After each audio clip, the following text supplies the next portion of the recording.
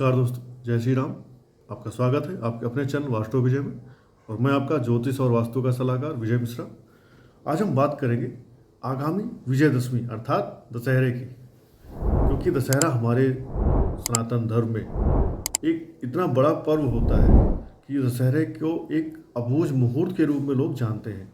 इस दिन आप कोई भी शुभ काम करना हो, कोई बड़ा काम करना हो, तो आँख बंद करके इस दिन आप कोई भी अपना बड़ा काम चालू कर सकते हैं, प्रारंभ कर सकते हैं। आप में से ज़्यादातर लोगों को मालूम ही होगा कि हम विजयदशमी क्यों मनाते हैं। क्योंकि अच्छाई का विजयदशमी एक प्रतीक है, एक साइन है जो दिखाता है कि बुराई कितनी भी बड़ी हो, कितनी भी मजबूत हो, अच्छाई उसको एक न एक दिन मार करके, हरा करके आएगी ही आएगी। तो अधर्म पर धर्म की विजय, बुराई पर अच्छाई की विजय, इसको दिखाती है विजयदशमी।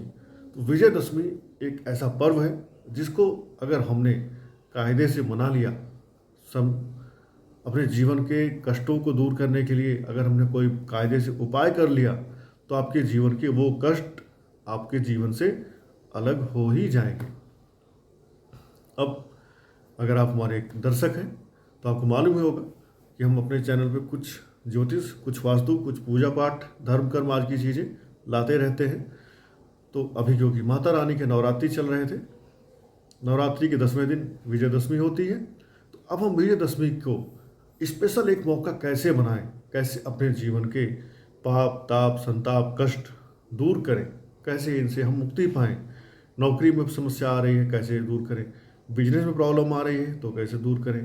कानूनी अड़चने, शत्रु आपको परेशान करके रखे हैं, आप कैसे उससे बाहर आएँ। कैसे आप अपने वैवाहिक जीवन को सफल बनाएं, क्योंकि आज के समय में इंसान की मैरिड लाइफ में स्ट्रगल बहुत बढ़ गए हैं। तलाक होना आम बात हो गई है। छोटी छोटी बातों पे लोग आपस में एक दूसरे से लड़ जाते हैं। ससुराल वाले से दूसरा पक्ष लड़ जाता है और छोटी छोटी बातों पे आप नाक का सवाल बना लेते हैं और चीज़ें खराब हो जाती हैं। तो हम कैसे अपने जीवन में चीज़ों को अच्छी कर सकें, उन चीज़ों को अच्छा करने के लिए हमें सर्वप्रथम भगवान राम के चरित्र पर ध्यान देना चाहिए। क्योंकि भगवान राम के चरित्र का जो चित्रण है वो किया है बाबा तुलसीदास ने, तब बना श्री राम चरित्र मानस। तो सीता जी के चरित्र से सीखिए, राम जी के चरित्र से सीखिए और इस दशहरे पे कुछ खास उपाय करिए जिससे आपका जीवन धन्य हो जाए। तो सर्वप्रथम हम बात करेंगे कि इस दशहरे पे आपको सर्वप्रथम क्या करना है। इस दशहरे पे सर्वप्रथम आपको एक राम दरबार की मूर्ति अपने घर पे लाना है। यदि आपके घर में राम दरबार नहीं है तो राम दरबार इस दशहरे पर आपको लाना ही लाना है। अगर पहले से है तो बहुत अच्छा। तो राम दरबार को आपको अपने घर में ला करके पंचोपचार या षोडशोपचार, दूध, दही, घी, शहद, चीनी, जल, गंगा जल, गुलाब जल, सॉरी गंगा जल नहीं, गंगा जल राम जी, विष्णु जी, कृष्ण जी को नहीं चढ़ता, क्योंकि ये इनके पैरों से धोने से बना हुआ है, तो ये इनके सर पे नहीं चढ़ता। तो इसके अलावा आप दूध, दही, घी, शहद, चीनी, गुलाब जल, इत्र आदि इनका अभिषेक करें। अभिषेक करने के पश्चात आप इन्हें साफ कपड़े से पोंछ करके आसन दें। आसन देने के पश्चात इन्हें आप कुमकुम से आप इन्हें तिलक लगाएं। तिलक कौन सा लगाना है? पीले चंदन से या गोपी चंदन से आप इन्हें तिलक लगाएं, या हल्दी के चंदन से, केसर के चंदन से आप इन्हें तिलक लगाएं। तिलक लगा के इन्हें आप वस्त्र दें। वस्त्र आपकी राम दरबार में वस्त्र नहीं पहना सकते तो आप जो कलावा हम हाथ में बांधते हैं, ये कलावा तोड़ करके आप इन्हें चढ़ाएं और फिर इनको धूप दिखाएं, दीप दिखाएं, भोग लगाएं। भोग में आपको मिठाई, फल दोनों ही चढ़ाना है और भोग में तुलसी का एक पत्ता जरूर रखें। ये तो हुआ राम दरबार का आपके घर में स्थापित करना। राम दरबार स्थापित कर लिया आपने तो समझिए कि श्री राम जी का दरबार आपके घर में लग गया है। अब आपके ऊपर राम जी की कृपा स्टार्ट होने का समय आ गया है। अब इस राम दरबार के सामने आपको काम करना है सर्वप्रथम कि आपको सुंदर कांड का पाठ करना है। क्यों? क्योंकि राम जी के पास जाना है तो हनुमान जी के पास पहले आपको जाना पड़ेगा। और जब हनुमान जी आपसे प्रसन्न हो गए तो फिर राम जी कहाँ जाने वाले हैं? राम जी फिर आपके साथ रहने ही वाले हैं। तो सुंदरकांड हनुमान जी को प्रसन्न करने के लिए, हनुमान जी की वीर गाथा बताती है। तो सुंदरकांड का पाठ करें और पाठ करते के साथ साथ एक कर्म साक्षी दीपक जरूर जलाकर रखें। दीपक किसका जलाएं? गाय के घी का जलाएं। गाय का घी नहीं है तो तिल के तेल का या सरसों के तेल का या चमेली के तेल का भी दीपक आप जला सकते हैं। अब जब आप सुंदरकांड कर लें तो राम जी की आरती करें। श्री रामचंद्र कृपालु भजमन हरण भव भय दारुणम। और राम जी के साथ साथ हनुमान जी की भी आरती करें। आरती कीजिए हनुमान लला की। और आरती करके आप जो भी मिठाई ले आए हैं और 10 तरह के फल अगर मिल सकते हैं तो 10 तरह के फल ला करके आपको चढ़ाना है श्री राम दरबार को, और माता रानी को भी चढ़ाना है। और ये फल मिठाई आप अपने बंधु बांधव परिवार में बांट के प्रसाद के रूप में ग्रहण करें। इससे आपके जीवन के कष्ट जो आपको परेशान कर रहे हैं वो खत्म हो जाएंगे। श्रद्धापूर्वक पाठ किया आपने तो जरूर हो जाएंगे। अब इस दिन के मैं एक खास उपाय बताता हूँ। नवरात्रि के दिन विजयदशमी के दिन नीलकंठ पक्षी हमें जरूर देखना चाहिए। अगर नीलकंठ पक्षी आप सही असली नहीं देख पा रहे हैं तो उसकी गूगल पे फोटो डाउनलोड करके देख लीजिए। उसको देखने से भी आपके शत्रुओं से आपकी जो बाधा है, आपके रास्ते में, मार्ग में, कैरियर में, लाइफ में जो बाधाएं आ रही हैं वो खत्म होती हैं। और समी का वृक्ष, समी का पौधा आपके घर में जहाँ है, आपके सोसाइटी में जहाँ है या गांव में कहीं पर है, तो समी के पौधे में आपको शाम को जाकर के एक दिया जरूर जलाना है। और दिया जला करके प्रार्थना करना है कि मेरे सारे कानूनी मामले, सरकारी जो आपके ऊपर कोई पेनाल्टी है, कोई आपको शत्रुओं से समस्या आ रही है, कोर्ट केस, पुलिस केस, आप प्रार्थना करें कि हे समी महाराज, हे श्री हरि, हे श्री राम जी, हे हनुमान जी, हे राम दरबार के सभी देवी देवताओं, आपसे मेरी प्रार्थना है कि मेरा कानूनी केस, पुलिस केस या मेरा ये कष्ट दूर करें। तो समी वृक्ष में इतनी शक्ति है कि दशहरे के दिन पूजा करने से आपकी उस समस्या को ये दूर करवा देंगे निश्चय ही। विजयदशमी के दिन ही शाम को मंदिर में जाकर के आपको एक झाड़ू भी दान करनी चाहिए। झाड़ू अगर आपने मंदिर में दान किया तो इससे माता लक्ष्मी की कृपा आप पर बरसेगी, आपके घर में धन और धान्य की वृद्धि होगी। यदि आपके जॉब में प्रॉब्लम आ रही है और ऐसा लग रहा है कि आपका बॉस या आपका वो क्लाइमेट आपको सपोर्ट नहीं कर रहा है और फ्यूचर में आप जॉबलेस होने वाले हैं या जॉब नहीं मिल रही है, तो आप 10 तरह के फल ले आएँ और माता रानी के मंदिर में चढ़ाएं और ओम विजयाय नमः, ओम विजयाय नमः इस मंत्र का 108 बार माता के मंदिर में ही जप करके फल चढ़ाएं। और उस फल को फिर वहाँ पर जो भी कोई हो, गरीब हो या मंदिर में कोई हो दर्शन करने आया हुआ है, उनमें आप प्रसाद के रूप में बांट दें। इससे आपके नौकरी में आ रही, कार्य क्षेत्र में आ रही समस्याएं दूर होंगी। और अगर आप बिजनेस में हैं और आपका बिजनेस किसी वजह से नहीं चल पा रहा है, बिजनेस में परेशानियां आ रही हैं due to competition, due to market, due to anything, तो आपको क्या करना है?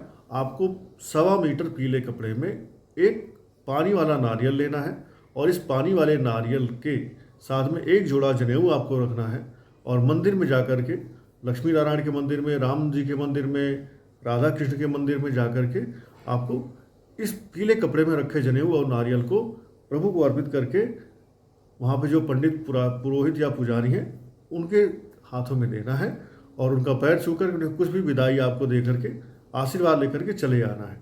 इससे आपके बिजनेस में आ रही समस्याएं दूर हो जाएंगी। हनुमान जी की कृपा पाने के लिए क्या करना है? हनुमान जी को इस दिन आप सुंदरकांड का पाठ कर सकते हैं। सुंदरकांड का पाठ किसी वजह से नहीं कर पा रहे हैं तो हनुमान चालीसा, बजरंग बाण करके हनुमान जी की आरती करें। गुड़ चने का भोग उन्हें सुबह को लगाएं और शाम को उन्हें बूंदी का या लड्डू का भोग लगा करके उनसे अपनी समस्या को खत्म करने की प्रार्थना करें। इससे आपकी समस्या हनुमान जी खत्म करेंगे और उनकी प्रसन्नता आप पर आ जाएगी। यदि आप चाहते हैं कि आपकी आर्थिक समस्याएं खत्म हो जाएं, आपके घर में जो फाइनेंशियल प्रॉब्लम्स चल रही हैं उनको आप ख़त्म करना चाहते हैं, तो इस दिन से आप अगले लगातार 43 डेज तक कुत्ते को बेसन का लड्डू भी खिला सकते हैं। इससे भी आपके जीवन में आ रही आर्थिक समस्याएं खत्म हो जाएंगी। यदि आप चाहते हैं कि आपको स्वर्ग मिले तो आपको क्या करना है? इस दिन माता काली का ध्यान करते हुए उन्हें काला तिल चढ़ाएं और माता काली से अपनी गलतियों के लिए, अपने दुष्कर्मों के लिए क्षमा मांगें कि हे माता, हम आपकी संतान हैं, हमसे जो भी कुछ गलत काम हुआ है, न्यूनता हुई है, अधिकता हुई है, भूल चूक त्रुटि हुई है, उन सब के लिए हम क्षमा प्रार्थी हैं। कृपया हमें क्षमा करें और अपनी संतान को अपने संतान के रूप में स्वीकार करते हुए हमारा ये जीवन सुधारें और हमें लोक परलोक भी सुधारने का मौका दें। इससे आपको स्वर्ग की प्राप्ति होने का योग बनेगा। अब मैं आपको बताने वाला हूँ 2 ऐसे उपाय जिनसे आपका कर्ज उतरने का सौभाग्य, कर्ज उतरने का समय आना प्रारंभ होगा। क्योंकि कर्ज एक समय में इंसान का हार्ट बीट, ब्लड प्रेशर सब कुछ बढ़ा देता है। कर्ज इंसान नहीं उतार पाता है तो उस इंसान को सामाजिक रूप से बेइज्जती भी कई बार झेलनी पड़ती है। तो कर्ज इंसान को पहली बात तो लेना नहीं चाहिए अननेसेसरली। कर्ज आप वही लें जो कर्ज आप आसानी से पे कर सकते हैं, या कर्ज आप वही लें जो बहुत आवश्यक हो। ऐसा ना हो कि आप दिखावे के लिए समाज में अपने आप को बड़ा दिखाने के लिए कर्जा लिए जा रहे हैं और जिस दिन रीपेमेंट करने का टाइम आया उस दिन आपकी हवा निकल जाए। पर फिर भी अगर आप कर्ज के मकर जाल में फंस चुके हैं तो मैं आपको 2 उपाय आज बताने वाला हूँ जो आपको इस विजयदशमी पे करना है, जिससे प्रभु श्री राम की कृपा आप पर आए और आप कर्ज उतारने के लायक बने। पहला उपाय ये होगा कि आप अपनी लंबाई के बराबर एक काला धागा ले लें और इस काले धागे को नारियल के ऊपर लपेट करके सर्वप्रथम मंदिर में जाकर के हनुमान जी को चढ़ाएं और हनुमान जी के सामने प्रार्थना करें कि हे प्रभु, मेरा ये कर्ज जल्दी से उतर जाए। और प्रार्थना करने के पश्चात इस नारियल को ले जाकर के किसी नदी नाले में बहते हुए जल में आपको प्रवाहित कर देना है, ये बह जाए। इससे आपकी कर्ज के उतरने के चांसेस बढ़ेंगे। और दूसरा उपाय है चमेली के तेल में सिंदूर मिला करके एक आपको पानी वाले नारियल के ऊपर स्वास्तिक बनाना है और इस स्वास्तिक को हनुमान जी के सामने आपको अर्पित करना है। नारियल को, स्वास्तिक बनाए हुए नारियल को अर्पित करके आपको लड्डू का, गुड़ चने का भोग लगाना है। छुहारे हैं तो छुहारे का भोग लगा सकते हैं और हनुमान चालीसा पढ़कर, बजरंग बाण पढ़ के हनुमान जी की आरती करके आपको प्रार्थना करना है कि हे हनुमान जी, मेरे आर्थिक कष्ट दूर करें। और वहीं पर आपको ऋण मोचन मंगल स्रोत, इसको आप गूगल पे करेंगे तो भी मिल जाएगा। पीछे मेरा एक वीडियो भी है, वहाँ भी ऋण हरता मंगल स्रोत डाला हुआ है मैंने, वहाँ से भी आप देख सकते हैं। तो ये नारियल आपको हनुमान जी के चरणों में मंदिर में चढ़ा करके ऋण मोचक मंगल स्रोत का पाठ करके अपनी प्रार्थना करके चले आना है। उसके बाद क्या होगा? उसके बाद बजरंग बली आपसे अगर प्रसन्न हो गए तो आपके आय के स्रोत बढ़ेंगे, क्योंकि लोन को, कर्ज को पे करने के लिए आपको पैसा ही चाहिए। और पैसा कहाँ से आएगा? वो हनुमान जी का जिम्मेदारी है, उनको पैसा आपको कहीं ना कहीं से दिलाना होगा। वो पैसा देंगे, आप कर्ज उतारेंगे। अगर आप पैसे से परेशान हैं तो पैसे का भी एक उपाय आपको मैं नारियल से ही जुड़ा बताने वाला हूँ। विजयदशमी के दिन ही आपको एक नारियल लेना है पानी वाला। उस पानी वाले नारियल के साथ गुलाब, कमल मिल जाए तो कमल का फूल, नहीं तो गुलाब का फूल रखें। साथ में आपको 1.25 मीटर सफ़ेद कपड़ा, 1.25 मीटर गुलाबी कपड़ा रखना है। एक जोड़ी जनेऊ रखना है। 1.25 पाव या 1.25 किलो कुछ मिठाई रखनी है। मिष्ठान आप सफ़ेद मिठाई रख सकते हैं, कोई भी पेड़ा रख सकते हैं। और ये ले जाकर के आपको लक्ष्मी नारायण या राधे श्याम या श्री राम दरबार जहाँ मंदिर में स्थापित हो, वहाँ पर ले जाकर आपको उनके चरणों में समर्पित करना है। और समर्पित करके वहीं पर आपको श्री सूक्तम और कनक धारा मंत्र का पाठ करना है। ये श्री सूक्तम और कनक धारा मंत्र आप गूगल करके देख सकते हैं, डाउनलोड कर सकते हैं। वहीं मंदिर में ही बैठ करके आपको इसका पाठ करना है और पाठ करके वहाँ पर जो भी पंडित, पुरोहित, पुजारी हो उनका पैर छू कर उन्हें कुछ विदाई दे करके, कुछ दक्षिणा दे करके आना है। उनका आशीर्वाद आपको लेके आना है। इससे भी आपके जीवन में धन और धन की वृद्धि होना प्रारंभ हो जाएगी। यदि आपको लग रहा है कि शनि, राहु, केतु आपको परेशान किए हुए हैं या आप पर किसी ने कुछ टोना टोटका कर दिया है, आप नज़र लग गई है किसी दूसरे आदमी की, तो भी आप इस विजयदशमी को एक खास उपाय कर सकते हैं नारियल का ही, जिससे आपके ये सारे कष्ट कम होंगे, खत्म होंगे। क्या करना है? आपको एक जटा वाला पानी वाला नारियल लेना है। इसके साथ में 100 ग्राम काला तिल, 100 ग्राम उड़द और एक लोहे की कील, इन्हें लेना है। और इस नारियल को काले कपड़े में उड़द तिल और कील के समेत लपेट लें और लपेट के ले जाकर के किसी बहते हुए पानी में इसे आपको प्रवाहित कर देना है। इससे आपकी शनि राहु केतु या कोई ऊपरी बाधा होगी उसका भी शमन होगा और उससे भी आपको शांति मिलेगी। या ऐसा भी कह सकते हैं कि आपके जीवन में अगर काल सर्प दोष चल रहा है उससे भी आपको थोड़ी सी राहत यहाँ से मिलना प्रारंभ हो जाएगी। और अगर आपको कोई सफलता चाहिए जीवन में, आप सफलता के लिए परेशान हो रहे हैं, सफलता आपको नहीं मिल पा रही है और उसके लिए आप व्याकुल है कि मैं इस चीज़ से कैसे पार पाऊँ, कैसे इस विफलता को मैं सफलता में बदलूँ, तो आपको क्या करना है, एक नारियल लेना है और उस नारियल को लाल सूती कपड़े में लपेट लेना है। ठीक है, और उस लाल सूती कपड़े में लपेट करके नारियल को ले जा करके आपको किसी बहते हुए पानी में प्रवाहित करना है। प्रवाहित करने से पहले आप उस नारियल से जो भी आपकी मनोकामना है 7 बार जरूर कहें। 7 बार अपनी मनोकामना उस नारियल से कहें और उसे विसर्जित कर दें। आपकी वो मनोकामना पूर्ण होने के योग बनने प्रारंभ हो जाएंगे। आखिरी उपाय मैं बताने वाला हूँ नारियल से ही जुड़ा, ये करना है यदि आपके घर में कोई आदमी बीमार है, उसकी बीमारी का इलाज आप कर रहे हैं लेकिन ठीक नहीं हो पा रहा है, या उसका टेस्ट डॉक्टर कर रहे हैं, डॉक्टर बोलते हैं सब कुछ ठीक है, फिर भी मरीज ही बना रह रहा है। मरीज कहता है कि मैं ठीक नहीं हूँ, डॉक्टर कहते हैं आपके शरीर में सब कुछ ओके है, there is nothing wrong in your body, all tests are okay.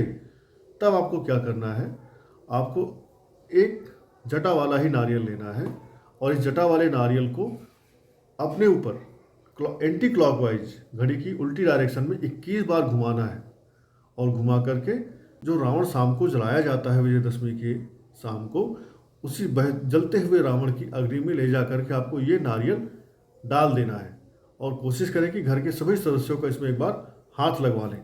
तो आपके घर के सदस्यों को जिनको भी कोई बीमारी या ऐसी समस्या होने वाली है या हो रही है, उनकी भी समस्याएं खत्म हो जाएंगी। तो नारियल आप जल प्रवाहित करने के उपाय जाने, और नारियल रावण की जो लंका जलती है, रावण की जो बॉडी जलाई जाती है, उसमें भी आपने जाना कि कैसे नारियल को फेंकने से, उसमें जलाने से आपको क्या क्या लाभ हो सकते हैं। तो ये था मेरा एक प्रयास कि आपकी विजयदशमी विजय आपके जीवन में लेके आए, उसके लिए एक छोटा सा प्रयास। आशा करता हूँ आप सबको ये वीडियो अच्छा लगा होगा। अच्छा लगा तो लाइक एंड सब्सक्राइब जारी रखें और अपना सहयोग, अपना समर्थन बनाए रखें। जय श्री राम, हर हर महादेव।